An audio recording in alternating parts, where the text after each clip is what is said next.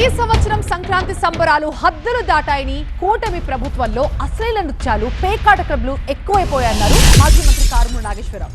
కూటమి నేతలు కోతాటలకి ప్రచార బోర్డులు పెట్టారని, ఇక విచ్చలవిడిగా నకిలీ మద్యం అమ్మకాలు జరుగుతున్నాయని కూడా ఆయన అన్నారు. కూటమి నేతల విచ్చలవిడిగా ప్రవర్తిస్తుంటే రాష్ట్రంలో పోలీస్ యంత్రాంగం ఏం చేస్తోందని కారుమూరి ప్రశ్నించారు. ఇవాళ హద్దులు దాటి హద్దులు మీరి పేకాట క్లబ్లు, డ్యాన్సులు, చిన్న పిల్లలు 12 సంవత్సరాల పిల్లలు మరి డ్యాన్స్ చేసే కార్యక్రమం, ఆ వీడియో కూడా మీకు చూపిస్తాను. ఎంత దారుణాతి దారుణంగా అంటే అసలు ఆంధ్ర రాష్ట్రంలో ఉన్నామా, బయట కంట్రీస్లో ఉన్నామా అనిపించే తలపించేలా ఉంది. విచ్చలవిడితనం.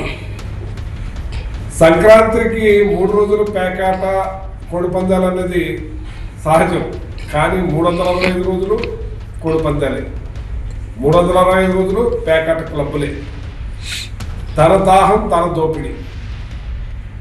ఇక శృతి మించి పేకాట క్లబ్బులు ఏది చూడండి, ఏకంగా వీరవాసనంలో మరి రాత్రి 9 గంటలకు కోతాటలు ఆడబడును.